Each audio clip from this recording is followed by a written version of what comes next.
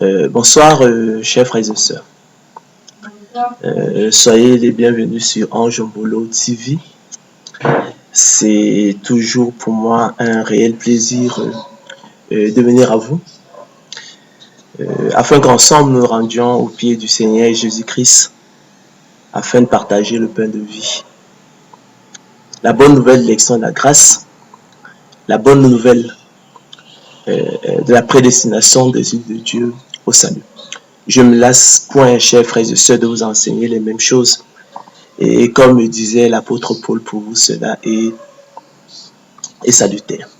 Nous allons ce soir poursuivre notre partage autour de la confusion de l'idée biblique de prédestination avec le conte profane absurde du fatalisme. Donc, la conférence de ce soir est donc intitulée « La confusion de l'idée biblique de prédestination avec le conte profane et absurde du fatalisme ». Le sens commun confond souvent, chers frères et sœurs, l'idée biblique de prédestination avec le conte profane et absurde du fatalisme. Cette confusion de l'idée de prédestination avec l'idée de fatalisme peut éveiller quelques doutes dans les esprits. Et si la prédestination des yeux de Dieu au salut n'était qu'un conte profane et absurde à repousser? En effet, chers frères et sœurs, emprunté à la mythologie grecque et marqué par l'impuissance des volontés humaines, l'idée de fatalisme, en considérant tous les événements comme irrévocablement fixés à l'avance, généralement de façon funeste, c'est-à-dire tragique, aveugle et irrationnelle, s'oppose à la liberté et à la responsabilité humaine, en contradiction ouverte avec l'expérience humaine de l'acte volontaire, confirmée par celle de l'action efficace, où l'homme, chers frères et sœurs, a pleinement conscience de faire quelque chose de nouveau par un acte libre et en conséquence imprévisible qui, sans son initiative, n'aurait pas existé. Le fatalisme aboutit en outre, comme l'a montré Leibniz, à l'argument paresseux, et a été tenu pour tel dans la philosophie scolastique, tel qu'on l'enseignait dans les écoles dans le Moyen-Âge. Si l'avenir est fatal, si ce qui doit arriver arrivera nécessairement, à quoi bon se dépenser en efforts inutiles? Ne rien faire. Telle est la conclusion pratique et le code du fatalisme. On observera d'ailleurs, chers frères et sœurs, que cette conception porte non sur nos décisions en elles-mêmes, mais sur leur mise en exécution. En d'autres termes, chers frères et sœurs, selon une conception courante et active, l'idée de prédestination, que le sens commun confond souvent à tort avec celle de fatalisme, est contraire à toute notion de responsabilité, de persévérance et de liberté nécessaire, ce qui en fait un conte profane et absurde à repousser. Pour le vulgaire, en effet, la croyance en la prédestination conduit au fatalisme, idée proprement absurde, qui ne saurait être soutenue à la rigueur à l'égard de l'individu, puisque, chers frères et sœurs, on saurait sérieusement douter que la volonté et l'intelligence influent au moins sur les éléments ordinaires de la vie. Il n'est donc pas étonnant que le fatalisme ait presque toujours été interprété rigoureusement comme l'impuissance de ces facteurs à l'égard d'événements importants comme la mort. L'idée de fatalisme, chers frères et sœurs, relève donc des contes profanes et absurdes à repousser, comme dirait l'apôtre Paul. Ce soir, nous l'abordons dans le cadre de notre conférence que pour mieux la distinguer de l'idée biblique de prédestination avec laquelle malheureusement le sens commun la confond souvent. Autrement dit, chers frères et sœurs, la question qui sera débattue ce soir est celle de savoir si la prédestination des yeux de Dieu au salut, dès avant la fondation du monde, ne rendrait-elle pas superflue la persévérance des saints et ne conduirait-elle pas à la négation, l'exclusion et l'anéantissement de la responsabilité et de la liberté de la volonté de l'homme nécessaire, toute chose qui ne ferait pas de l'élection de la grâce un conte profane et absurde à repousser. En d'autres termes, chers frères et sœurs, la prédestination des élus de Dieu au salut, dès avant la fondation du monde, ne serait-elle pas contraire à toute notion de responsabilité, de persévérance et de liberté nécessaire? Autrement dit, Chers frères et sœurs, s'il est absolument certain que Dieu préservera son peuple de l'apostasie définitive, est-il encore bien nécessaire que celui-ci persévère? La prédestination des yeux de Dieu au salut dès avant la fondation du monde ne rendrait-elle pas ainsi superflue la persévérance des saints nécessaires, ne conduirait-elle pas de la sorte à la négation, l'exclusion et l'anéantissement de la responsabilité et de la liberté de la volonté de l'homme nécessaire et partant au fatalisme? Cet argument paresseux qui, comme nous l'avons vu, conclut à l'inutilité de l'effort. Si l'avenir est fatal, si ce qui doit arriver arrivera nécessairement, à quoi bon se dépenser en efforts inutiles? Ne rien faire, tel est en effet, chers frères et sœurs, je l'ai dit précédemment, la conclusion pratique du fatalisme. Voilà, chers frères et sœurs élus de Dieu, les questionnements étranges et troublants qu'impose l'élection de la grâce et la prédestination des yeux de Dieu au salut à l'esprit humain et auquel, croyez-moi, tous dans nos têtes, nous pourrions être en proie. Après avoir reçu avec joie et empressement la bonne nouvelle d'élection de la grâce, et qui sont pourtant de nature à éveiller quelques doutes dans les esprits. Et si ce n'était qu'un conte profane et absurde à repousser. En mettant le peuple de Dieu en garde contre le risque de confusion de l'idée biblique de prédestination, avec le conte profane et absurde du fatalisme. L'objectif de la présente conférence est de faire une analyse comparative des idées de prédestination et de fatalisme, afin de dégager, chers frères et sœurs, le point de convergence, s'il en existe, mais surtout de divergence, dans le but ultime de lever tout équivoque et confusion dans les esprits des élus de Dieu entre la sainte idée biblique de prédestination et le conte profane et absurde du fatalisme. Ainsi, chers frères et sœurs, il me soit tout d'abord permis de rappeler que l'idée de prédestination est tirée de la parole de Dieu. D'accord? Tandis que celle du fatalisme en est étrangère et a été plutôt empruntée à la mythologie grecque. En effet, chers frères et sœurs, la Bible enseigne la prédestination des yeux de Dieu au salut. Vous qui êtes familiers de Ange Molo et TV, vous savez ces choses. C'est ainsi que le thème apparaît explicitement 4 fois dans les Écritures, dont 2 fois dans l'Épître de Paul aux Romains et 2 fois dans celle aux Éphésiens, selon qu'il est écrit. Dieu nous a élus avant la fondation du monde. Donc Dieu nous a choisis avant la fondation du monde pour que nous soyons saints et irrépréhensibles devant lui. Non pas parce que nous étions saints et irrépréhensibles devant lui, mais afin que nous ayant prédestinés dans son amour à être ses enfants d'adoption par Jésus-Christ, selon le bon plaisir de sa volonté, à la louange de la gloire de sa grâce nous accordée en son bien-aimé. Nous sommes aussi devenus héritiers et ont été prédestinés, suivant la résolution de celui qui opère toutes choses après le conseil de sa volonté, afin que nous servions à la louange de sa gloire, nous qui d'avance avons espéré en Christ. Alors ça, c'était pour Éphésiens 1, 4 à 12. Romains 8, 27 à 30, selon qu'il est écrit, nous savons du reste que toutes choses concourent au bien de ceux qui aiment Dieu, de ceux qui sont appelés selon son dessein. Car ceux qu'il a connus d'avance, ceux qu'il a aimés d'avance, ceux qu'il a choisis d'avance, ceux qu'il a élus d'avance, il les a aussi prédestinés à être semblable à l'image de son Fils, afin que son Fils fût le premier-né entre plusieurs frères. Et ceux qu'il a prédestinés, il les a aussi appelés. Et ceux qu'il a appelés, il les a aussi justifiés. Et ceux qu'il a justifiés, il les a aussi glorifiés. C'est la chaîne d'or, chers frères et sœurs, d'élection de la grâce, à laquelle vous devriez déjà être familiers, auditeurs, téléspectateurs de Ange Monotique. En revanche, chers frères et sœurs, l'idée qu'une puissance mystérieuse, naturelle ou surnaturelle, nommée la fatalité, calcule et programme de façon inéluctable le cours des événements, de telle sorte que tout effort contraire de la volonté ou de l'intelligence humaine est vain, trouve une partie de son origine dans la pensée magique ou religieuse de l'Antiquité. La représentation d'un héros aveugle, aliéné par une volonté cachée ou manipulé par une fatalité supérieure, est le fondement de la tragédie grecque. Les dieux, chers frères et sœurs, ne cessent d'intervenir directement dans la vie des hommes, souvent pour régler d'ineptes querelles qui leur sont propres. Les personnages tragiques semblent alors les marionnettes et les pantins de rancœur ou de jalousie divine.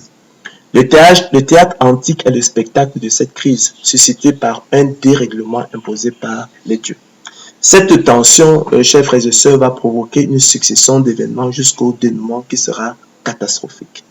La marge de liberté laissée alors au personnage ne sert qu'à rendre visible le piège dans lequel ils se débattent sans pouvoir changer le cours des choses. Les dieux conduisent les événements, même s'il n'est pas toujours facile de discerner les principes qui les inspirent. La fatalité, puissance aveugle et capricieuse, sans vraie morale et sans équité immédiatement perceptible, dicte des lois impénétrables et souvent féroces. Les aléas des hommes et le diktat des dieux se confondent, chers frères et sœurs, pour que le pire soit sûr et qui blesse le plus grand nombre. Le complot des dieux se joue des passions humaines. Il est l'agent principal, invincible et omniprésent. Cette conception, chers frères et sœurs, avant de structurer le théâtre tragique, est déjà présente dans les épopées les plus anciennes. Car les héros archaïques, à commencer par ceux d'Homère, sont peu maîtres, comme vous le savez, de leurs initiatives. Tel ou tel dieu a transformé chacun d'eux en champion de sa cause ou en victime de son courroux. Un dieu de l'Olympe ou quelques démons inspirent leurs décisions, leur donnant du courage ou de la prudence, les faisant réussir ou rater ce qu'ils entreprennent bon gré, mal gré. Pire, chers frères et sœurs, les dieux qui imposent de seuils contraintes dirimantes autrui se plaignent souvent de ne pouvoir s'affranchir eux-mêmes d'une nécessité suprême, d'être en quelque sorte les exécuteurs des arrêts de la fatalité. Ce fatalisme sans fond, en abîme, n'est pas seulement un thème de fiction artistique pour les anciens. Comme les poètes tragiques, les premiers historiens s'en réclament également.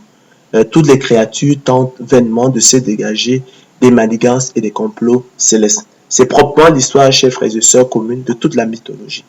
Des personnages qui transgressent la règle divine, souvent sans malignité du reste, et en subissent pourtant les conséquences dramatiques.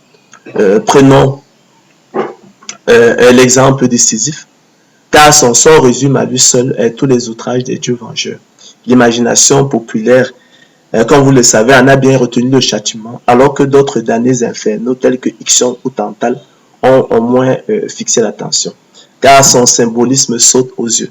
La vie avec ses hauts et ses bas, les efforts humains toujours à recommencer, la stérilité d'une répétition qui n'aboutit pas, l'inanité des éternels retours, cycle d'une vie parmi d'autres. D'autres ont même parlé de l'absurdité, justement, de la vie. C'est pourquoi le complot de Dieu aboutit à un châtiment le plus terrible possible. C'est pourquoi le complot de Dieu aboutit à un châtiment le plus terrible possible. Les dieux veulent humilier Sisyphe par le truchement de ce qu'ils détestaient le plus, la fixité et la banalité, la redite éternelle. Sans excursion ni échappée possible, le banni sur sa colline, arpenté et descendu sans fin, témoignera éternellement, chers frères et sœurs, qu'il fut trop libre, déconcertant et trop rétif à la fatalité au point de se jouer de la mort elle-même. La punition de Sisyphe paraissait déjà disproportionnée en vide aux yeux de qui les dieux sont injustes et tourmenteurs. La pierre de Sisyphe est donc l'inversion de son histoire, la dure loi du lest et de la chute, pour sanctionner une ubiquité volage et un défi prométhéen. Le fatalisme, chers frères et sœurs, est-il besoin de le dire, n'a rien de commun avec les Écritures. Selon qu'il est écrit, l'Éternel a tout fait pour un but, même le méchant, pour le jour du malheur. Donc, le premier élément de comparaison, chers frères et sœurs, sera donc de retenir que autant la très sainte idée biblique de prédestination est tirée des Écritures, de l'avons vu. En revanche, le fatalisme est étranger, l'idée de fatalisme est étrangère à la parole de Dieu, empruntée plutôt à la mythologie grecque. Alors, deuxième élément de comparaison. Relevons que, chers frères et sœurs, tandis que le fatalisme est funeste, je dis tragique, aveugle et irrationnel, la prédestination des yeux de Dieu au salut s'en distingue radicalement, car la révélation biblique indique que l'Éternel Dieu prédestine ses élus au salut pour leur bien, afin qu'ils aient la vie éternelle, car sans elle, nous l'avons souvent dit, personne ne serait sauvé. En conséquence, loin d'être tragique, aveugle et irrationnel, la prédestination des yeux de Dieu au salut participe au contraire d'un plan de miséricorde divine et obéit au propre dessein de Dieu. De ce fait, on a tendance souvent à l'oublier, elle est un acte d'amour. D'accord? C'est un bienveillant dessein, c'est une bénédiction et partant, un privilège selon qu'il est écrit, et nous l'avons lu précédemment. Béni soit Dieu, le Père de notre Seigneur Jésus-Christ, qui nous a bénis de toutes sortes de bénédictions spirituelles dans les lieux célestes dans Christ. Dans lui, Dieu nous a élus avant la fondation du monde pour que nous soyons saints et irrépréhensibles devant lui, nous ayant prédestinés dans son amour. Donc, ça n'a rien de tragique, de funeste, d'irrationnel, d'aveugle. C'est bel et bien un acte d'amour. Nous ayant prédestinés dans son amour à être ses enfants d'adoption par Jésus-Christ selon le bon plaisir de sa volonté, à la loi de la gloire de sa grâce qu'il nous a accordée en son bien-aimé. D'accord? Donc, de ce point de vue également, vous voyez que l'idée biblique de prédestination n'a rien à voir effectivement avec le conte profane et absurde du fatalisme. Troisième élément de comparaison. Disons que, chers frères et sœurs, tandis que le fatalisme a pour code ne rien faire. Hein? Si l'avenir est fatal, nous l'avons dit, si ce qui doit arriver arrivera nécessairement, à quoi bon se dépenser en efforts inutiles? Ne rien faire. Telle est la conclusion pratique et le code du fatalisme. En effet, le fatalisme porte sur des événements irrévocablement fixés à l'avance. Il est donc marqué par l'impuissance des volontés humaines et la négation de la responsabilité et de la liberté humaine. En revanche, comme nous verrons dans la suite, la prédestination des yeux de Dieu au salut fait de la persévérance des saints un impératif et une exigence absolue. C'est fondamental ce que je suis en train de dire.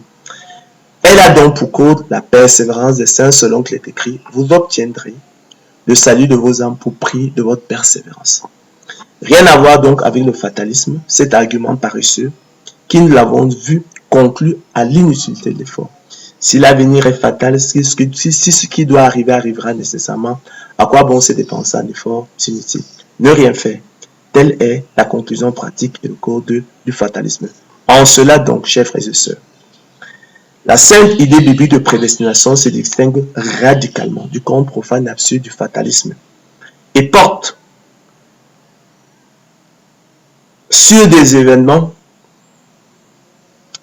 non sur des événements irrévocablement fixés à l'avance, mais bien plutôt sur les bonnes œuvres que Dieu a préparées d'avance afin que nous les pratiquions. Et confirme ainsi la responsabilité et la liberté de l'homme dans le salut selon qu'il est écrit. Nous sommes son ouvrage, explique l'apôtre Paul dans son épître aux Éphésiens, ayant été créés dans Jésus-Christ pour de bonnes œuvres, que Dieu a préparées d'avance afin que nous les pratiquions. Cette parole est certaine, dira-t-il à titre, et je veux que tu affirmes ces choses, afin que ceux qui ont cru en Dieu s'appliquent à pratiquer de bonnes œuvres. Voilà ce qui est bon et utile aux hommes.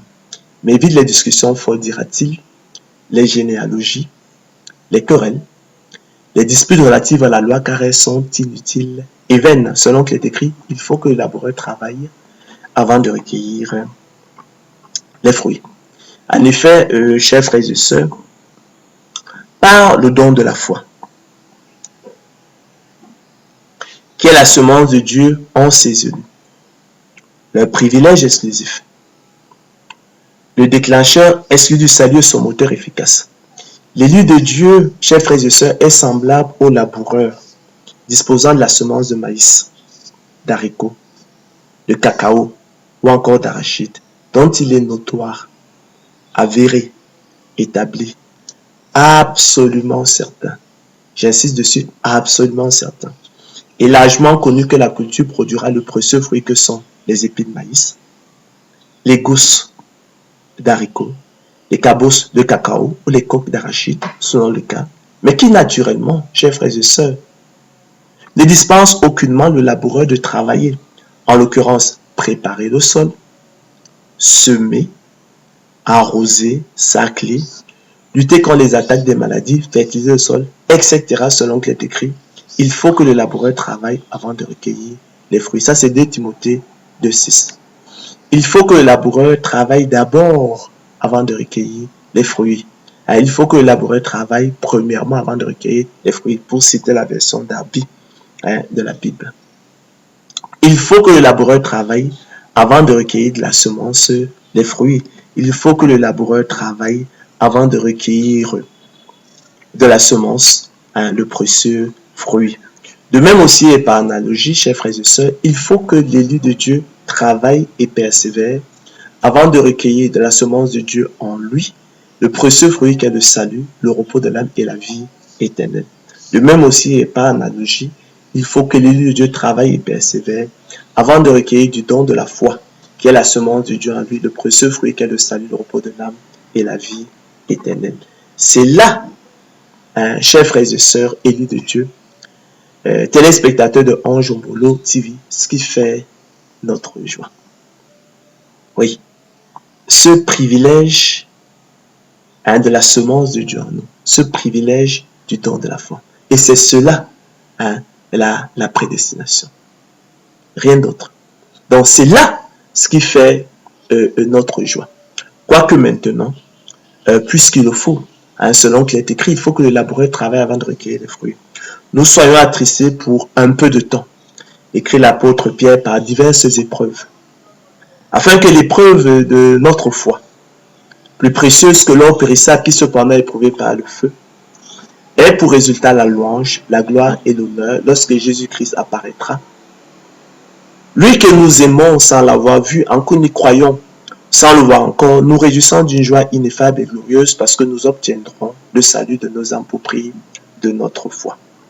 En effet, chers frères et sœurs, si le laboureur par extraordinaire s'amusait à abandonner sa semence dans un tiroir, il va sans dire qu'il ne pourrait rien en attendre, car celle-ci demeurerait inféconde, stérile, improductive. Il en est ainsi de la foi, chers frères et sœurs. Il en est ainsi du don de la foi, affirme l'apôtre Paul dans son épître, affirme l'apôtre Jacques dans son épître. Il en est ainsi de la semence de Dieu en nous. Chers frères et sœurs, si elle n'a pas les œuvres, elle est morte en elle-même. Mes frères, explique l'apôtre Jacques, que sert-il à quelqu'un de dire qu'il a la foi s'il n'a pas les œuvres? La foi peut-elle le sauver?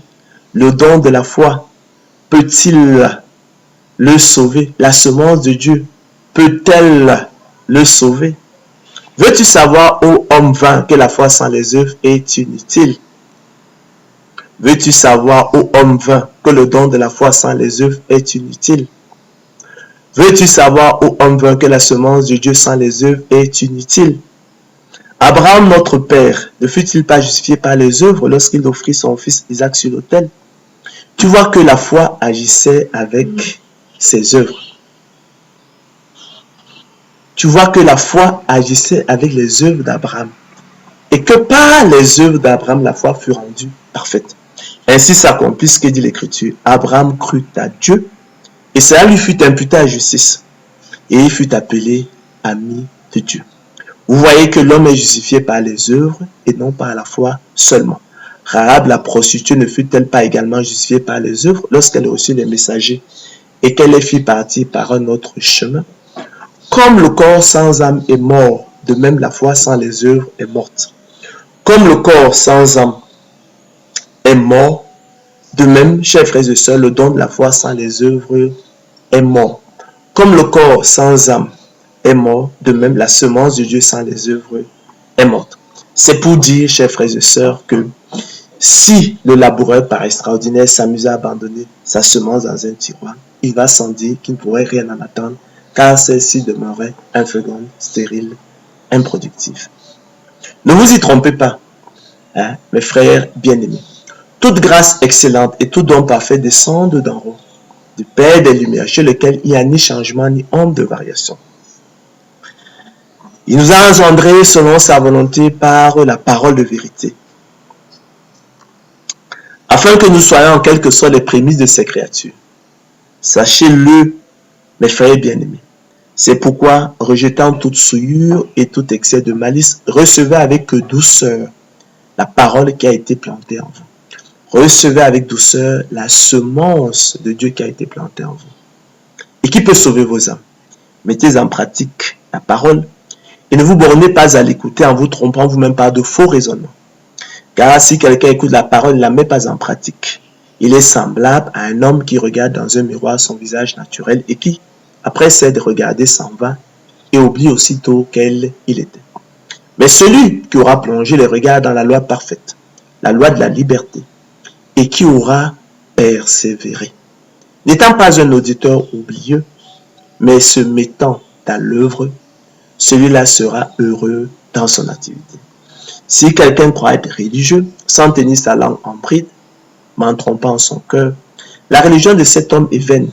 La religion pure et sans tache devant Dieu, notre Père, chers frères et sœurs, consiste à visiter les orphelins et les veuves dans leurs afflictions et à se préserver des souillures du monde. Recherchez donc la sanctification, dira l'auteur de l'Épître aux Hébreux, sans laquelle personne ne verra le Seigneur.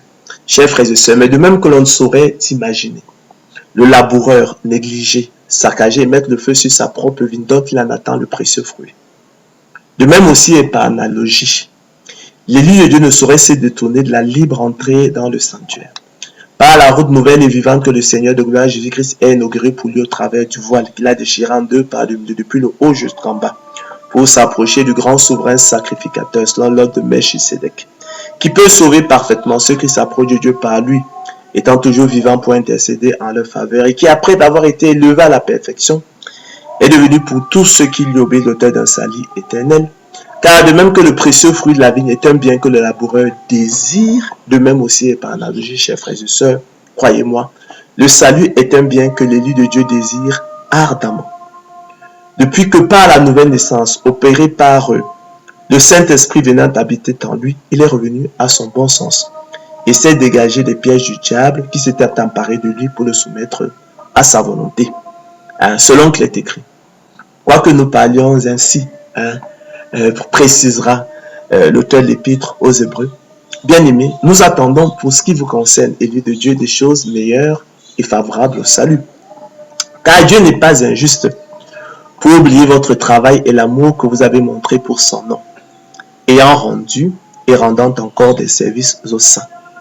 Nous désirons que chacun de vous montre le même zèle pour conserver jusqu'à la fin une pleine espérance, en sorte que vous ne vous relâchiez point, et que vous imitiez ceux qui, par la foi et la persévérance, héritent les promesses. Vous voyez ça n'a rien à voir avec le ne rien faire du fatalisme.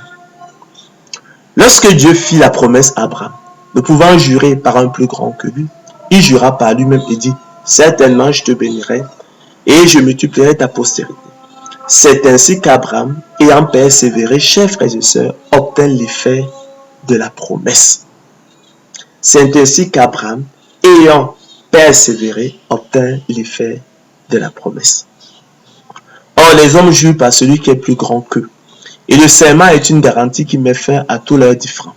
C'est pourquoi Dieu, voulant montrer avec plus d'évidence aux héritiers de la promesse l'immutabilité de sa résolution, intervint par un serment afin que, par deux choses immuables, dans lesquelles il est impossible que Dieu monte, nous trouvions un puissant encouragement. Nous, chers frères et sœurs élus de Dieu, dont le seul refuge a été de saisir l'espérance qui nous avait été proposée. Cette espérance, nous la possédons, chers frères et sœurs, comme une encre de l'âme, sûre, croyez-moi, et solide. Elle pénètre au-delà du voile, là où Jésus est entré pour nous comme précurseur, ayant été fait souverain sacrificateur pour toujours, selon l'ordre de Melchisédek. Ainsi, élus de Dieu, c'est à cause de nous qu'il a été écrit que celui qui laboure doit labourer avec espérance. Espérance ici comme attente confiante d'un bien qu'on désire. Car c'est en espérance que nous sommes sauvés, dira l'apôtre Paul. Car nous aussi, explique-t-il dans son épître aux Éphésiens, nous étions autrefois insensés, désobéissants, égarés, asservis à toute espèce de convoitise et de volupté, vivant dans la méchanceté et dans l'envie, dignes d'être haïs et nous haïssant les uns les autres. Mais lorsque la bonté de Dieu notre Sauveur et son amour pour les hommes ont été manifestés, il nous a sauvés. Non à cause des œuvres de justice que nous aurions faites, mais selon sa miséricorde, par la nouvelle naissance opérée par le Saint-Esprit, qu'il a répandu sur nous avec abondance par Jésus-Christ, afin que, justifiés par sa grâce, déclarés juste par sa grâce, nous devenions en espérance héritiers de la vie éternelle. Or, l'espérance qu'on voit, écrit l'apôtre Paul, n'est plus espérance. Ce qu'on voit, peut-on l'espérer encore? Mais si nous espérons ce que nous ne voyons pas, nous l'attendons avec persévérance. À cet égard, chers frères et sœurs, rappelons que la persévérance est l'action de persévérer. La conduite, la qualité d'une personne qui persévère. Le verbe persévérer pour sa part signifie continuer de faire, d'être ce qu'on a résolu par un acte de volonté renouvelée. Ainsi, la liberté de la volonté des élus de Dieu, prédestinés au salut dès avant la fondation du monde, se connaît sans preuve par la seule expérience que nous en avons à travers la persévérance des saints, qui au quotidien, comme l'apôtre Paul, soutiennent et combattent le bon combat de la foi pour saisir la vie éternelle à laquelle ils ont été appelés efficacement. En effet, chers frères et sœurs, la persévérance procède de la liberté de la volonté de l'homme, comme sous-entend le sens du verbe persévérer qui comporte un acte de volonté renouvelé. Ainsi, la persévérance des saints témoigne de la liberté de la volonté des élus de Dieu, prédestinés au salut dès avant la fondation du monde, ainsi que de leur responsabilité. La persévérance des saints, qui procède d'un acte de volonté renouvelé, atteste, chers frères et sœurs, de la liberté des élus de Dieu et de leur responsabilité. Permettez-moi donc, chers frères et sœurs, de rappeler opportunément la définition de la prédestination des élus de Dieu au salut dont parle la Bible, afin qu'elle ne soit plus comprise de travers, à l'envers, pervertie, calomniée, mal aimée, confondue avec le fatalisme. Cet argument paresseux qui conclut à l'inutilité de l'effort, mais qu'elle soit chérie, chers frères et sœurs, pour ce qu'elle est véritablement savoir, l'expression de l'infinie richesse de la grâce de Dieu par sa bonté envers ses élus en Jésus-Christ, de façon opérationnelle, de façon pratique. On peut, chers frères et sœurs, définir la prédestination des élus de Dieu au salut comme le choix souverain de Dieu avant la fondation du monde. Et son appel efficace par le moyen du don de la foi, qui est sa semence dans ses élus. Leur privilège exclusif. Le déclencheur est celui du salut et son moteur efficace, les équipant et outillant pour les rendre aptes et capables, non seulement de discerner quelle est la volonté de Dieu, ce qui est bon, agréable et parfait, mais aussi de la faire efficacement, afin d'accomplir l'esprit de la loi, selon qu'il est écrit, celui qui fait la volonté de Dieu demeure éternellement. Quiconque fait la volonté de Dieu, a dit le Seigneur Jésus-Christ, elle est mon frère, ma soeur et ma mère. En l'occurrence, aimer Dieu, croire au Seigneur Jésus-Christ, le Sauveur du monde, prendre plaisir à la loi de Dieu et se réjouir en suivant ses préceptes comme possédant tous les trésors, en faire ses délices et ses conseillers, rechercher Dieu de tout son cœur, avec un cœur honnête et bon, soutenir et combattre le bon combat de la foi, pour saisir la vie éternelle à laquelle ils ont été appelés efficacement, choisir les ordonnances de Dieu, rechercher la sanctification sans laquelle personne ne va le Seigneur, mener une vie de sainteté, se préserver des souillures du monde, être zélé pour les bonnes œuvres, prier sans cesse, entrer dans le sanctuaire et s'approcher du grand souverain sacrificateur selon l'ordre de Melchisédek, Jésus, le Fils de Dieu, qui peut sauver, nous l'avons dit, parfaitement ceux qui s'approchent de Dieu par lui, étant toujours vivants pour intercéder en leur faveur, et qui, après avoir été élevé à la perfection, est devenu pour tous ceux qui lui obéissent l'auteur d'un salut éternel. Les distinguant ainsi, chers frères et sœurs, de l'homme animal, des reprouvés selon qu'il est écrit, mais l'homme animal ne reçoit pas les choses de l'Esprit de Dieu. Mais l'homme animal n'accepte pas les choses de l'Esprit de Dieu. Pourquoi? Car elles sont une folie pour lui et il ne peut les connaître, il ne peut les aimer parce que c'est spirituellement qu'on en juge. Il vous a été fait la grâce par rapport à Christ de croire en lui, dira l'apôtre Paul dans Éphésiens 1, 29. C'est là, nous ne dirons jamais assez, chers frères et sœurs, ce qui fait notre joie. C'est cela la prédestination. C'est ce privilège de la semence de Dieu en nous. Ce privilège du don de la foi. Donc c'est là ce qui fait notre joie.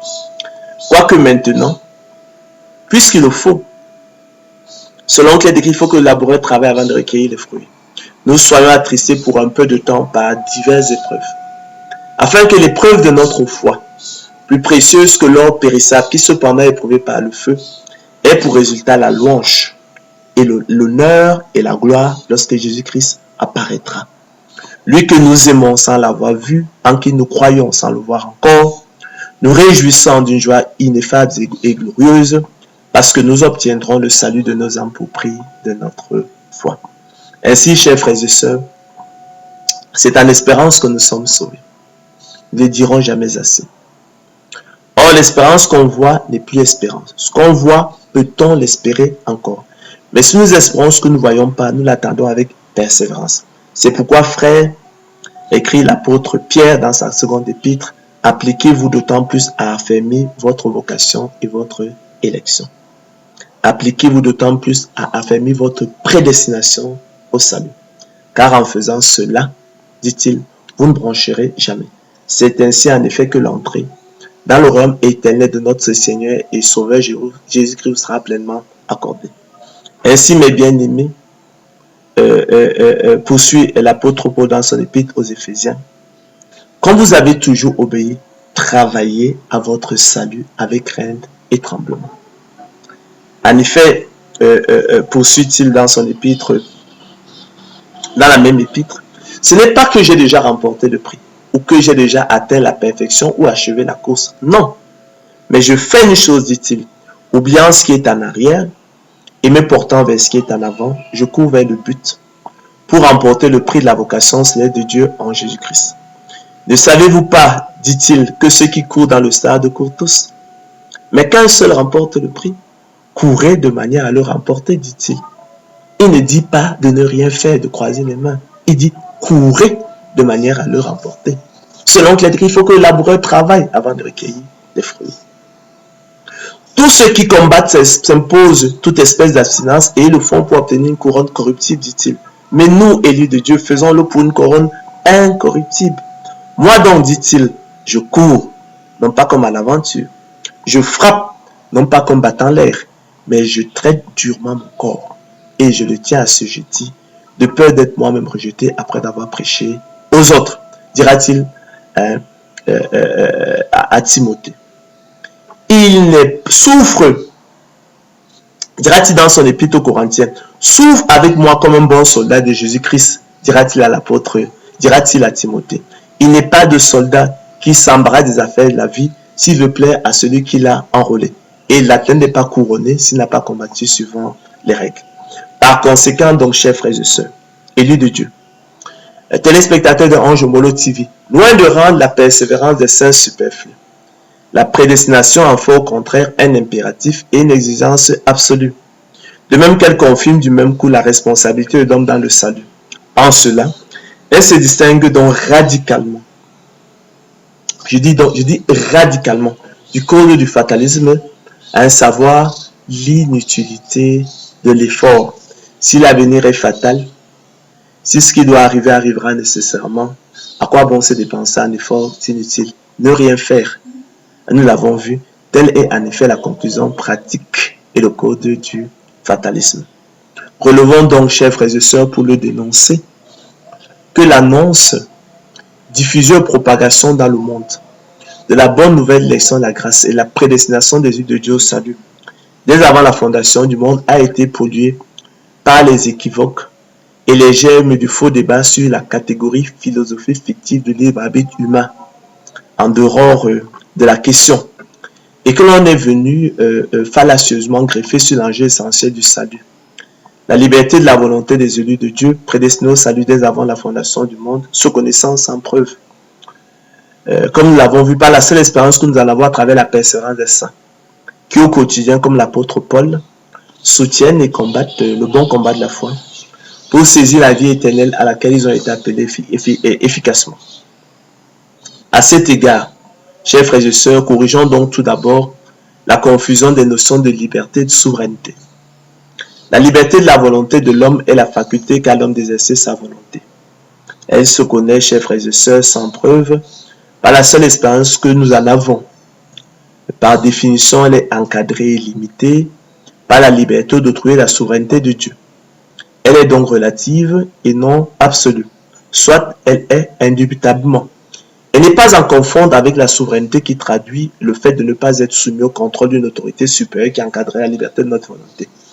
La souveraineté est un attribut de Dieu qui est le transcendant et que l'Écriture présente, comme vous le savez, comme le seul souverain. 1 Timothée 6, 15. Corrigeons également, chers frères et sœurs, la confusion des notions de libre arbitre humain et de loi de l'entendement humain. Les apôtres du libre arbitre humain le définissent comme la faculté de se déterminer sans autre cause que la volonté. Il s'agit là, je l'ai souvent dit, d'une catégorie philosophique fictive qui est contredite par les Écritures.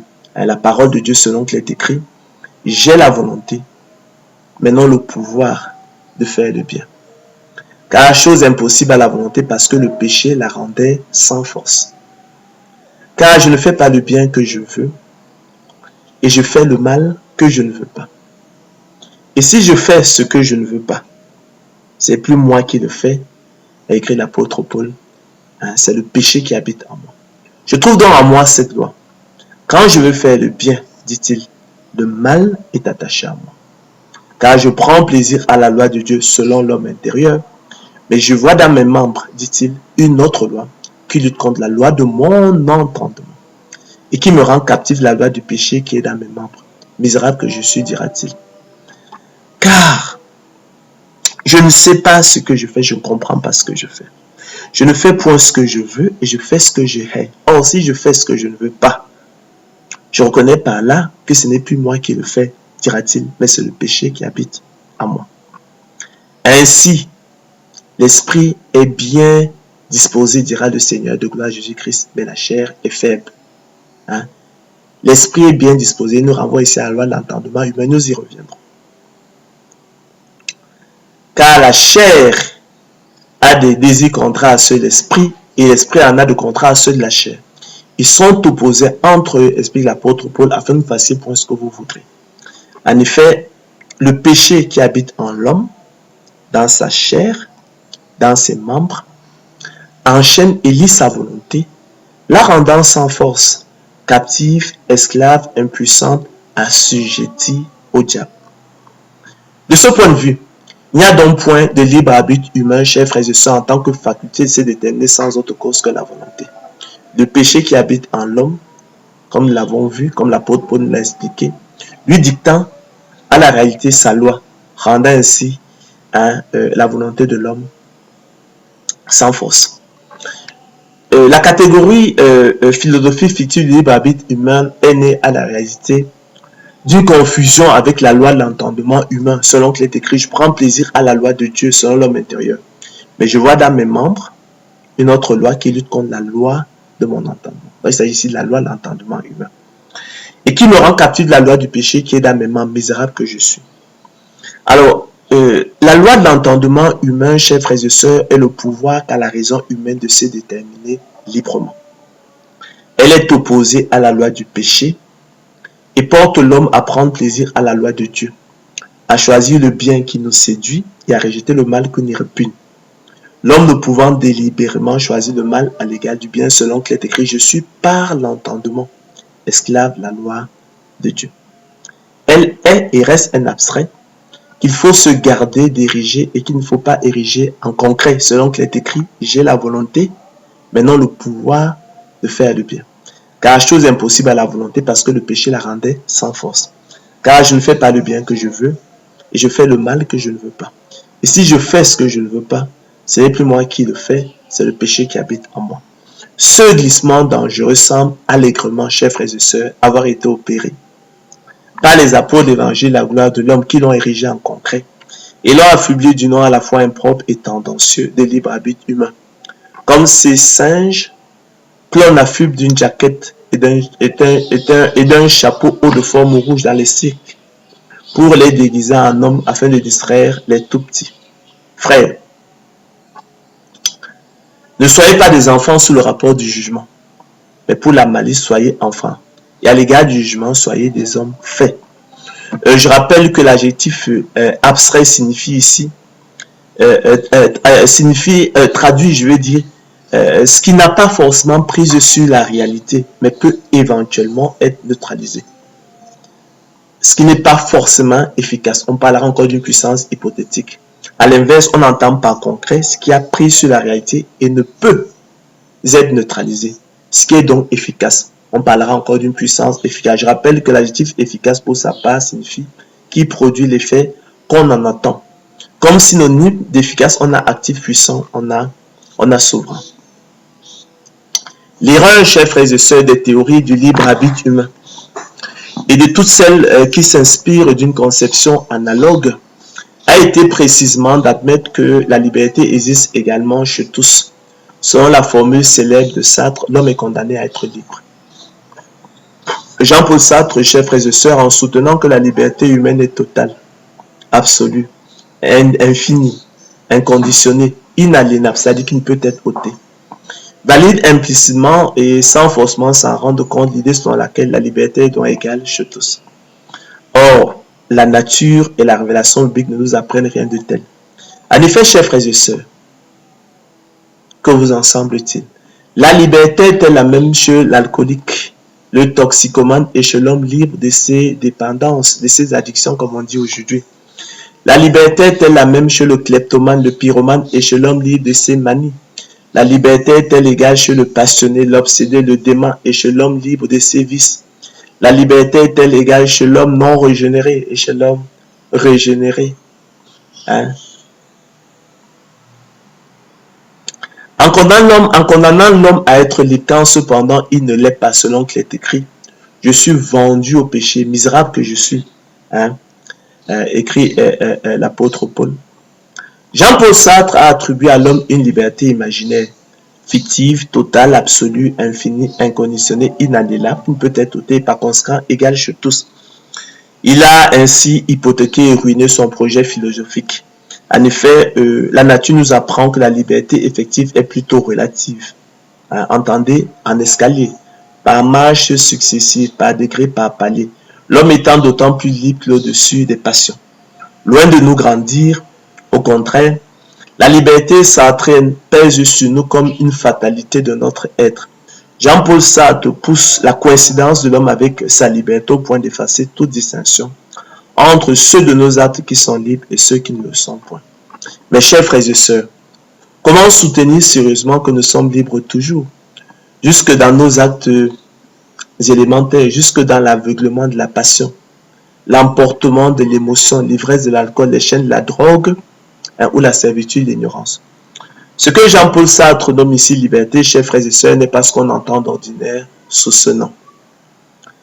Comme l'a fait remarquer un commentateur inspiré, une telle liberté est dérisoire et aliénante. Une liberté qui se confond avec nos chaînes et demeure toujours égale à soi, qui n'est pas le moyen de nous dépasser, de sortir de nous-mêmes, de rendre le monde vraiment meilleur, n'est pas de la liberté, chers frères et sœurs, ça s'appelle de l'aliénation. Alors, de façon négative, chers frères et sœurs, relevons aussi que l'Écriture aborde également des témoignages qui indiquent à suffisance que la sainte idée biblique de prédestination n'aboutit point à l'exclusion, l'anéantissement et la négation de la responsabilité de l'homme, selon qu'il est écrit. Le Fils de l'homme s'en va selon ce qui est déterminé, affirma le Seigneur de gloire Jésus-Christ. Mais malheur à l'homme par qui il est livré. Mieux vaudrait pour cet homme qu'il ne fût pas né, dit le Seigneur de gloire Jésus-Christ. En effet, frères et sœurs, expliqua l'apôtre Paul, expliqua l'apôtre Pierre, il fallait que s'accomplisse ce que le Saint-Esprit dans l'Écriture a annoncé d'avance, par la bouche de David au sujet de Judas, qui a été le guide de ceux qui ont saisi Jésus. Il était compté parmi nous, dit-il, et il avait part au même ministère. Cet homme, ayant acquis un champ avec le salaire du crime, est tombé, s'est rompu par le milieu du corps, et toutes ses entrailles se sont répandues. Homme israélite, poursuit-il, écoutez ces paroles. Jésus de Nazareth, cet homme à qui Dieu a rendu témoignage devant vous par les miracles, les prodiges et les signes qu'il a opérés par lui au milieu de vous. Comme vous le savez vous-même, cet homme, livré selon le dessein arrêté de Dieu, vous l'avez crucifié. Vous l'avez fait mourir par la main des impies. Ainsi, Dieu a accompli de la sorte ce qu'il avait annoncé d'avance par la bouche de tous ses prophètes que son Christ devait souffrir.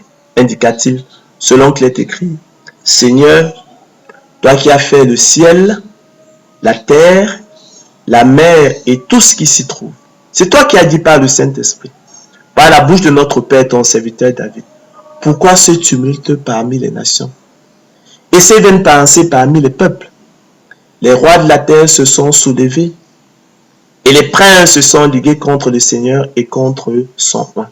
En effet, contre ton saint serviteur Jésus que tu as oint, Hérode, Ponce Pilate et Judas se sont ligués dans cette ville avec les nations et avec les peuples d'Israël pour faire, tendez l'oreille, tout ce que ta main et ton conseil avaient arrêté d'avance. Contrairement donc, chers frères et sœurs, au scénario du célèbre film humaniste français intitulé Le procès de Judas, et où l'on peut voir Judas Iscariote sortir libre du tribunal parce qu'acquitté pour son irresponsabilité. Les jurés humains, avec une conception de la justice déformée par leur propre injustice et leur cœur sans intelligence, ayant retenu la thèse de la marionnette et du pantin, simples victimes de décisions imposées, les dés ayant été jetés à l'avance par Dieu, ils diront les deux marionnettistes. Dans les Écritures, par contre, le Seigneur de gloire Jésus-Christ, le juste juge, l'agneau de Dieu qui ôte le péché du monde, la victime propitiatoire, le sauveur du monde, condamne sans appel, chers frères et sœurs, Judas Iscariote, pour trahison et complicité de crimes selon qu'il est écrit. Le Fils de l'homme s'en va selon ce qui est déterminé. Mais malheur, dira-t-il, à l'homme par qui il est livré. Mieux vaudrait pour cet homme qui ne fut pas né. Ainsi, chers frères et sœurs, qu'est-ce que cela signifie? Bien que l'Éternel Dieu exerça une maîtrise souveraine sur tous les menus détails de la crucifixion de Christ Jésus, qu'il s'inscrivait donc pour ainsi dire parfaitement dans son plan éternel de salut de l'humanité, la trahison de Judas, qui faisait partie du plan divin, ne déchargea nullement Judas de sa responsabilité, de sa culpabilité dans ce crime qu'il commit en toute conscience. Par conséquent, la souveraineté absolue de Dieu dans les actions humaines n'exclut jamais ni n'excuse la culpabilité et la responsabilité de l'homme. Autrement dit, bien que les souffrances et la mort de Christ aient été déterminées par Dieu lui-même, cela n'ôte en rien la pleine responsabilité de Judas qui trahit consciemment le Maître. C'est pourquoi le Seigneur de gloire Jésus pouvait déclarer: mais malheur à l'homme par qui il est livré. Mieux vaudrait pour cet homme qui ne fut pas né. À travers le procès de Judas Iscariote et sa condamnation sans appel par le juste juge, le Seigneur de gloire Jésus-Christ se trouve ainsi reposé et élucidé, j'espère, une fois pour toutes, tout le problème de la souveraineté de Dieu et de la responsabilité de l'homme, obscurci et pollué par la propre injustice de l'homme et son cœur sans intelligence. Quatrième élément de comparaison. Relevons, chers frères et sœurs, que bien que la prédestination fasse de la persévérance des saints un impératif et une exigence absolue, comme nous l'avons vu, et qu'elle confirme donc la responsabilité de l'homme dans le salut, cependant, elle exclut catégoriquement et ne laisse aucun mérite à l'homme dans le salut. Que cela soit clair, tous les mérites revenant exclusivement au Seigneur de gloire Jésus-Christ, auteur du don de la foi. Privilège exclusif des élus de Dieu. Déclencheur exclusif du salut et son moteur efficace selon qu'il est écrit. Où donc est le sujet de se glorifier? Il est exclu, dira l'apôtre Paul. Par quelle loi? Par la loi des œuvres? Non, mais par la loi du don de la foi. Car nous pensons, dit-il, que l'homme est justifié par le moyen du don de la foi, sans les œuvres de la loi. Ou bien, Dieu est-il seulement le Dieu des Juifs? Ne l'est-il pas aussi des païens? Si, il est aussi des païens, puisqu'il y a un seul Dieu qui justifiera par le moyen du don de la foi les circoncis, et par le moyen du don de la foi les incirconcis. Car qui est-ce qui te distingue? Qu'as-tu que tu n'aies reçu? Et si tu l'as reçu, pourquoi te glorifies-tu comme si tu ne l'avais pas reçu? Quoi donc? Sommes-nous plus excellents? Nullement. Car nous avons déjà prouvé, dit-il, qu'à vous, élus de Dieu, vous a été fait la grâce et le privilège par rapport à Christ de croire en lui. Or, cette grâce du don de la foi n'a pas été faite au monde, selon le bon plaisir de la volonté de Dieu, selon qu'il est écrit. Oracle, parole de l'Éternel sur Israël. Nous sommes là dans Zacharie 12, 1 à 10. En ce jour-là, et jamais avant, je m'efforcerai de détruire toutes les nations qui viendront contre Jérusalem. Alors je répandrai sur la maison de David et sur les habitants de Jérusalem un esprit de grâce et de supplication. C'est le don de l'esprit, c'est le don de la foi à salut. Et ils tourneront les regards vers moi, celui qu'ils ont percé. C'est la conversion d'Israël. C'est la foi d'Israël en la vérité. Ils pleureront sur lui comme on pleure sur un fils unique. Ils pleureront amèrement sur lui comme on pleure sur un premier-né. C'est la repentance d'Israël. La résurrection nationale d'Israël, chers frères et sœurs, ne se produira pas avant ce temps marqué. C'est pourquoi aussi, jusqu'à ce jour, dans sa mort spirituelle, privé du don de l'esprit, privé du don de la foi à salut, Israël reste ennemi de l'évangile, selon qu'il est écrit, en ce qui concerne l'évangile, ils sont ennemis. Romains 11, 8. Et tourne encore le dos au roi des rois, au Seigneur des seigneurs, au roi des Juifs, à Yeshua HaMashiach. Aussi, chers frères et sœurs, bien-aimés de Dieu, l'apôtre Pierre adresse-t-il sa seconde épître à ceux qui ont reçu en partage une foi du même prix que la nôtre, à l'exclusion du monde. Selon qu'il est écrit, Simon Pierre, serviteur apôtre de Jésus-Christ, à ceux qui ont reçu en partage une foi du même prix que la nôtre.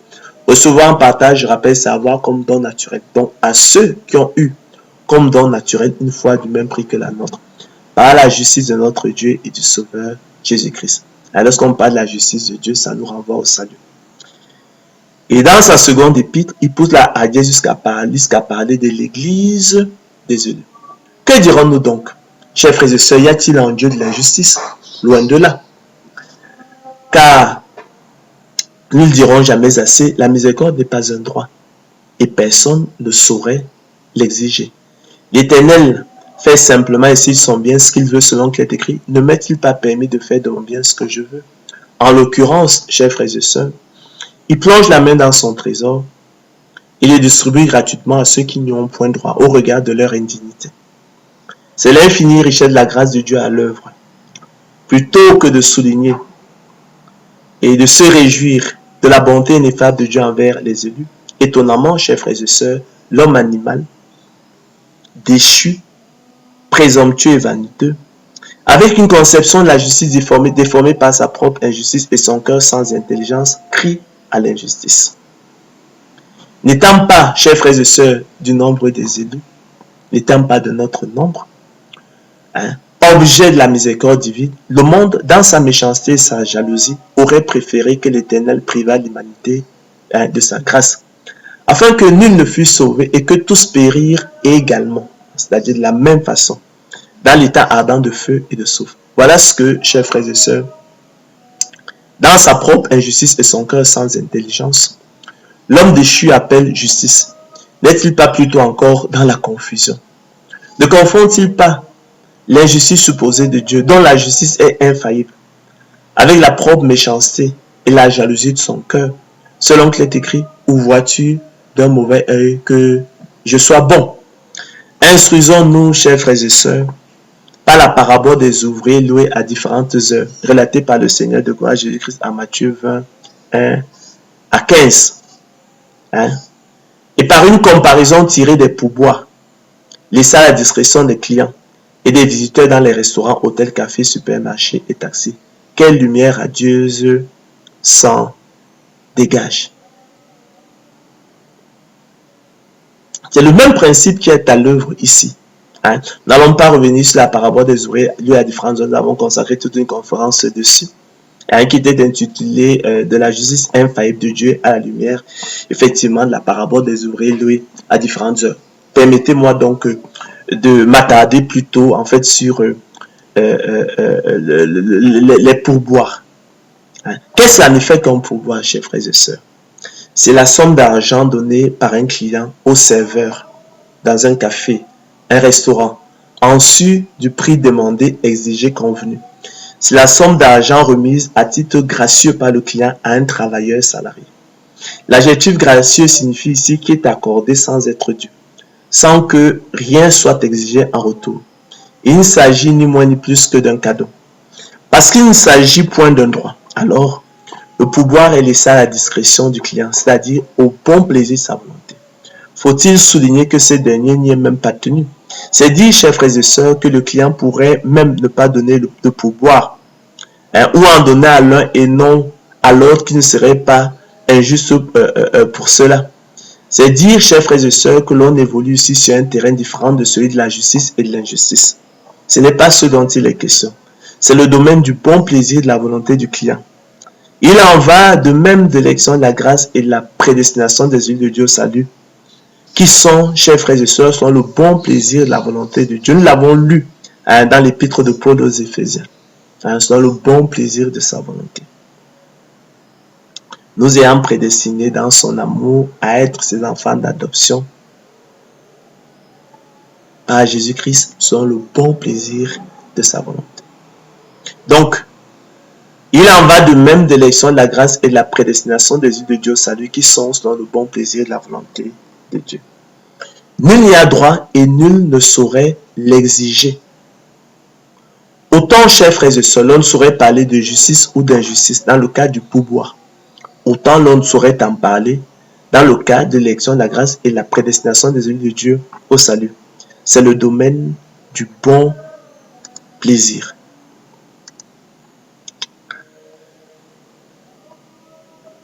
En condamnant tout le genre humain à l'état ardent de feu et de soufre. Chers frères et sœurs, l'Éternel leur verse leur salaire selon la loi, le principe, la règle, selon qu'il est écrit, maudit à quiconque n'observe pas tout ce qui est écrit dans le livre de la loi et ne le met pas en pratique. C'est l'équivalent de la somme due pour le service et les œuvres accomplies. Pour nous, c'est justice. Car nous recevons ce qu'ont mérité nos crimes, reconnus l'un des malfaiteurs crucifiés avec le Christ. En sortant quelques-uns, en l'occurrence, ces élus, l'Éternel leur fait un cadeau que nul ne saurait exiger. C'est l'équivalent du pourboire versé à titre gracieux en sus de ce qui est exigible. Pour nous, élus de Dieu, peuple de Dieu, c'est pourboire, devrions-nous dire. En cela, chers frères et sœurs, il n'y a donc point d'injustice, qui, comme vous le savez fondamentalement, consiste à condamner l'innocent ou à lui faire tort. L'Éternel, nous ne dirons jamais assez, est un Dieu juste, qui ne condamne point l'innocent ni ne lui fait tort. Il fait simplement ici son bien ce qu'il veut. Ainsi, chers frères et sœurs, autant Dieu n'a aperçu point d'injustice dans le paiement des salaires des ouvriers liés à différentes heures, par l'intendant du maître de la vigne lorsque le soir fut venu, selon qu'il est écrit, mon ami, je ne te fais pas tort. Prends ce qui te revient et va-t'en. Je veux donner à ce dernier tant. Ne m'est-il pas permis de faire de mon bien ce que je veux, ou vois-tu d'un mauvais œil que je sois bon? Autant, chers frères et sœurs, il n'apporte-toi point d'injustice à faire grâce et miséricorde à ses seuls élus, selon qu'il est écrit. Je fais grâce à qui je fais grâce et miséricorde à qui je fais miséricorde. Je ferai miséricorde à qui je fais miséricorde et j'aurai compassion de qui j'ai compassion. C'est la réponse qu'il fit à Moïse, à Exode 3, 19, et que reprend l'apôtre Paul dans Romains 9, 15. Cette sentence, écrit Daniel, est un décret de ceux qui veillent. Cette résolution est un ordre des saints, afin que les vivants sachent que le Très-Haut domine sur le règne des hommes, qu'il le donne à qui il lui plaît et qu'il y élève le plus vil des hommes. Tous les habitants de la terre ne sont à ses yeux que néants, à cause du péché en eux, et qu'il les condamne tous sans exception. Aussi, il agit comme il lui plaît avec les habitants de la terre, et il n'y a personne qui résiste à sa main et qui lui dise, que fais-tu? Oh, chers frères et sœurs, que la majesté de Dieu est redoutable. Nous ne serions parvenus jusqu'au Tout-Puissant, grand par la force, par la justice, par le droit souverain. Il ne répond pas. C'est pourquoi, croyez-moi, les hommes doivent le craindre, ils ne portent des regards sur aucun sage. Ainsi, chers frères et sœurs, la justice de l'Éternel Dieu est infaillible, et tout mérite que l'homme voudrait s'attribuer dans le salut ne serait qu'imaginaire et usurpation. À cet égard, il est hautement significatif que tous ceux à qui il a été fait le don de la foi, tous ceux qui ont reçu en partage la foi à salut, tous ceux à qui il a été fait la grâce par rapport à Christ de croire en lui viendront à lui. Selon qu'il est écrit, tous ceux que le Père me donne viendront à moi. Tous ceux que le Père m'a donné viendront à moi. Tous ceux que le Père m'a donné dès avant la fondation du monde viendront à moi. En revanche, tous ceux qui ont été privés du don de la foi iront assurément, croyez-moi, chers frères et sœurs, à la perdition. Soulignons, chers frères et sœurs, que la négation de toute idée de mérite de l'homme dans le salut par la doctrine biblique de la prédestination semble constituer l'un des moteurs centraux de la confusion avec l'idée de fatalisme. En effet, en sacrifiant sur l'autel de la grâce divine toute idée de mérite de l'homme dans le salut, en excluant catégoriquement, ne laissant aucun mérite à l'homme dans le salut, la prédestination des yeux de Dieu au salut semble dérouter et troubler le sens commun, qui croit y discerner, chers frères et sœurs, le code et la conclusion pratique du fatalisme, savoir ne rien faire donc, en confondant les notions voisines, mais pourtant distinctes d'effort et de mérite. Qu'est-ce que nous entendons par effort? C'est le travail, c'est la peine, c'est la persévérance. Et le mérite, ici, il s'agit de la propre justice, puisqu'on parle du salut. C'est la supériorité propre, l'excellence propre, la qualité propre. Par extension, nous dirons que c'est ce qui rend une personne digne d'estime, de récompense, quand on considère la valeur de sa conduite et les difficultés surmontées. Or, rigoureusement, chers frères et sœurs, l'exclusion et la négation de toute idée de mérite de l'homme dans le salut, aucunement, mais alors aucunement, chers frères et sœurs, ne sous-entend forcément l'inutilité de ses efforts selon qu'il est écrit. Dieu nous a sauvés. Dieu nous a sauvés, élus de Dieu, et nous seuls. Je rappelle que le verbe sauver signifie procurer le salut éternel par l'expérience unique de la nouvelle naissance. Donc Dieu nous a sauvés, élus de Dieu. Il nous a adressé une sainte vocation, non à cause de nos œuvres, non à cause de nos mérites. Ce que ça veut dire. Mais selon son propre dessein et selon la grâce qui nous a été donnée en Jésus-Christ avant les temps éternels. 2 Timothée 1,9.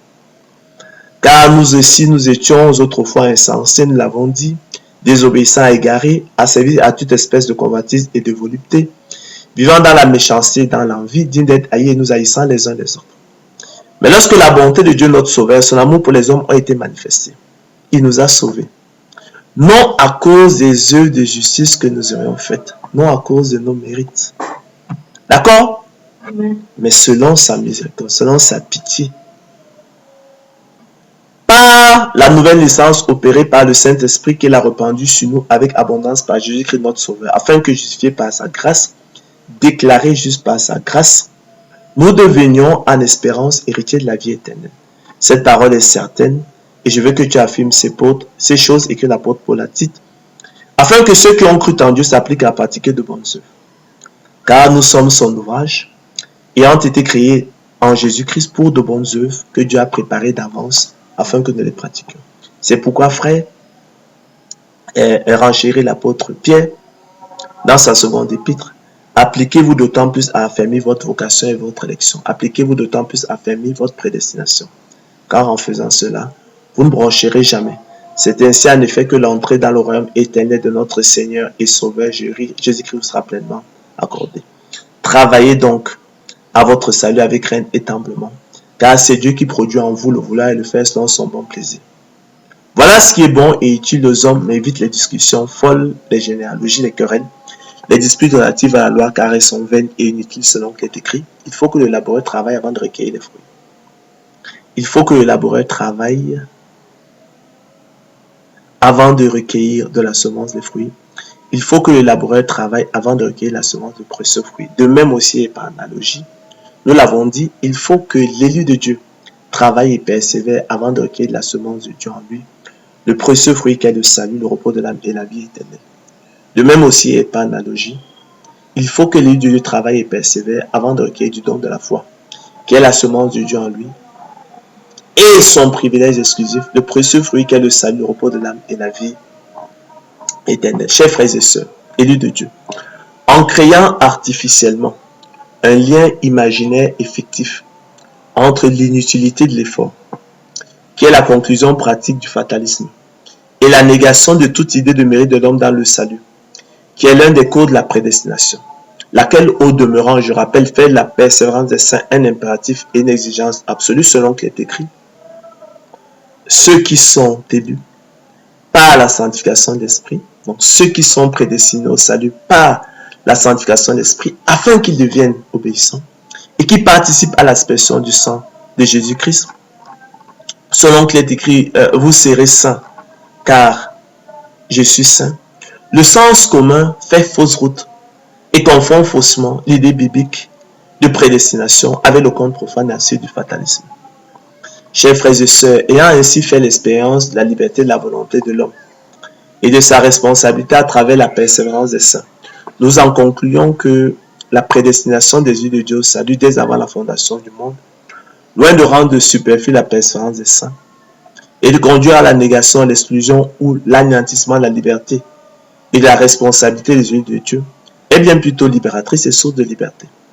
De même qu'elle fait de la persévérance des saints un impératif absolu et confirme du même coup la responsabilité de l'homme dans le salut, en lui déniant cependant tout mérite. Relevons pour terminer, chers frères et sœurs, que l'idée de fatalisme est un conte profane et absurde, d'accord, je pèse mes mots, dont le chrétien n'a que faire, et qui serait seulement une sorte d'épouvantail et de masque hideux, conçu pour épouvanter, défigurer, railler, dissimuler et maintenir injustement captive la bonne nouvelle de la prédestination des yeux de Dieu au salut, attestée par les Écritures comme nous l'avons vu. Et que le Père Céleste, écrit l'apôtre Paul, nous a donné par sa grâce, afin qu'elle console nos cœurs.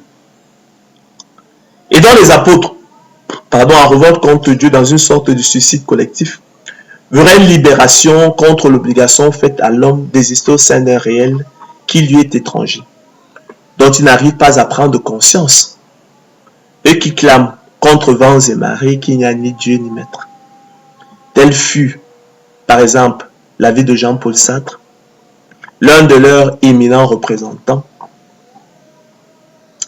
marqué par des crises de désespoir et dont le premier roman, La nausée, comme son nom l'indique, est un acte de révolte ouverte contre la soumission à Dieu. Soulignons, chers frères et sœurs, que la liberté sartrienne, absolue, totale, infinie, inconditionnée, inaliénable, c'est-à-dire qui ne peut être ôtée, et égale chez tous, débouche clairement sur le néant. Un titre d'une autre de ses œuvres, un l'être, le néant. De même que le terme de l'engagement politique de Sartre est précisément la fin de toute liberté.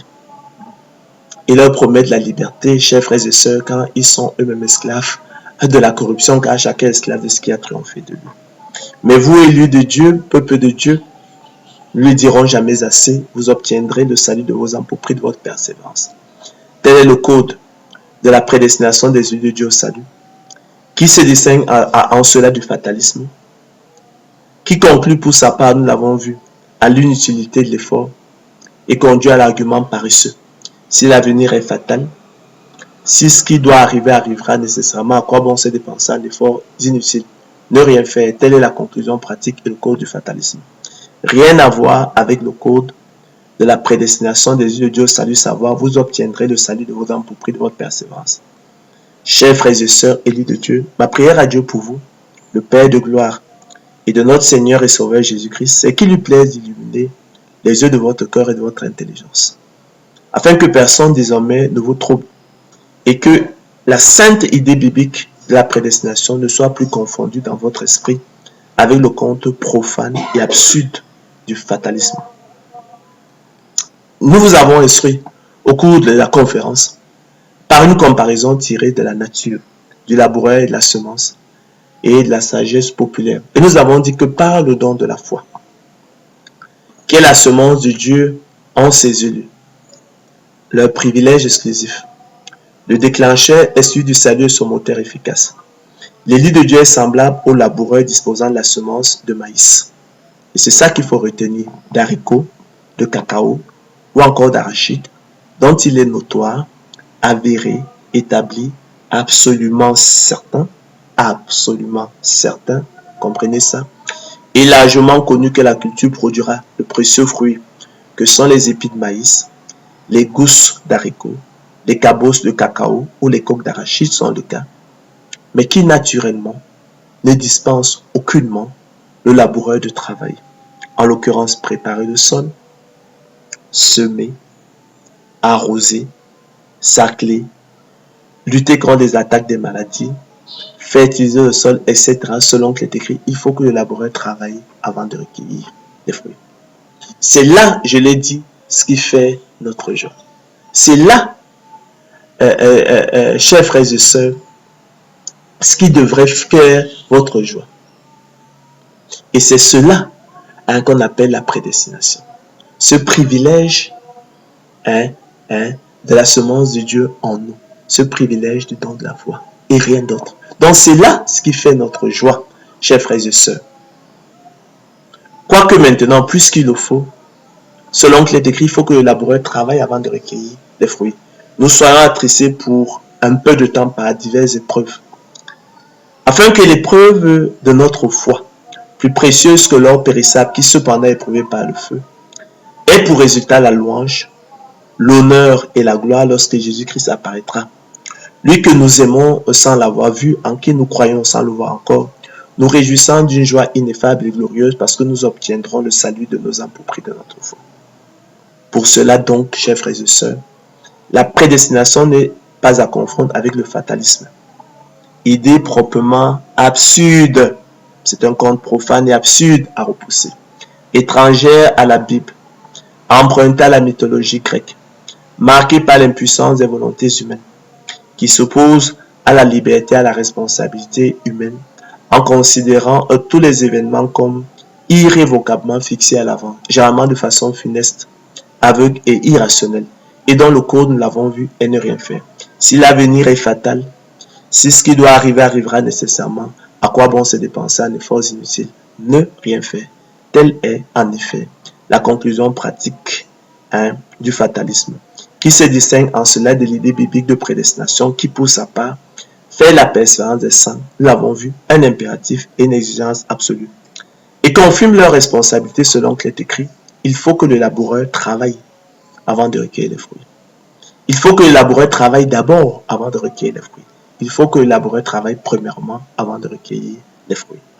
C'est pourquoi, frères, nous ne dirons jamais assez, appliquez-vous à affermir votre vocation et votre élection. Appliquez-vous à affermir votre prédestination. C'est ainsi en effet que l'entrée dans le royaume éternel de notre Seigneur et Sauveur Jésus-Christ vous sera pleinement accordée, écrit l'apôtre Pierre dans son second épître. Travaillez à votre salut avec crainte et tremblement, dira l'apôtre Paul dans son épître aux Éphésiens. C'est pourquoi donc je vous l'ai dit, vous obtiendrez, chers frères et sœurs, élus de Dieu, le salut de vos âmes pour prix de votre persévérance. Toutefois, n'oubliez pas, vous n'avez aucun mérite. D'accord? Tous les mérites revenant exclusivement à l'auteur du don de la foi, le Seigneur de gloire Jésus-Christ. Le don de la foi constituant le déclencheur exclu du salut et son moteur efficace. Le privilège exclusif des élus de Dieu et sa semence en eux, selon qu'il est écrit. Car c'est par grâce que vous êtes sauvés, par le moyen du don de la foi. Et cela ne vient pas de vous, c'est le don de Dieu. Ce n'est point par les œuvres, ce n'est point par les mérites, afin que personne ne se glorifie. Afin que nul chair ne se glorifie devant Dieu. Afin, comme il a été écrit, que celui qui se glorifie dans le Seigneur. Car nous sommes son ouvrage, car il vous a été fait la grâce et le privilège par rapport à Christ de croire en lui. C'est pourquoi aussi, ainsi par l'Éternel, que le sage ne se glorifie pas de sa sagesse, que le fort ne se glorifie pas de sa force, que le riche ne se glorifie pas de sa richesse, mais que celui qui veut se glorifie d'avoir de l'intelligence comme don naturel et de me connaître, de savoir que je suis l'Éternel qui exerce la bonté, le droit et la justice sur la terre. Car c'est à cela que je prends plaisir, dit l'Éternel. Nous sommes donc, chers frères et sœurs, parvenus au thème de notre conférence qui était intitulée la confusion de l'idée biblique de prédestination avec le conte profane absurde du fatalisme. Nous vous avons instruit effectivement par une comparaison tirée de la nature du laboureur et de la semence de la sagesse populaire. Et nous avons dit que le privilège du don de la foi, le privilège de la semence de Dieu en nous, c'est cela qui fait effectivement notre joie. Quoique maintenant, puisqu'il le faut, selon qu'il est écrit. Il faut que le laboureur travaille avant de recueillir les fruits. Nous soyons attristés pour un peu de temps par diverses épreuves, afin que l'épreuve de notre foi, plus précieuse que l'or périssable qui cependant est éprouvé par le feu, ait pour résultat la louange, la gloire et l'honneur. Lorsque Jésus-Christ apparaîtra, lui que nous aimons sans l'avoir vu, en qui nous croyons sans le voir encore, nous réjouissons d'une joie ineffable et glorieuse, parce que nous obtiendrons le salut de notre âme pour prix de notre foi. Que personne donc ne vous trouble plus. Allez réécouter ça, allez réécouter ça attentivement. Allez réécouter ça attentivement et qu'il n'y ait plus de confusion. Qu'il n'y ait plus de confusion dans votre esprit entre la très sainte idée biblique de prédestination et le conte profane absurde du fatalisme. Bonne soirée. À la prochaine. Que l'honneur, la gloire reviennent au Seigneur de gloire Jésus-Christ seul. Restez connectés sur Ange Mbolo TV et partagez abondamment ces choses merveilleuses. Bonne soirée, à la prochaine.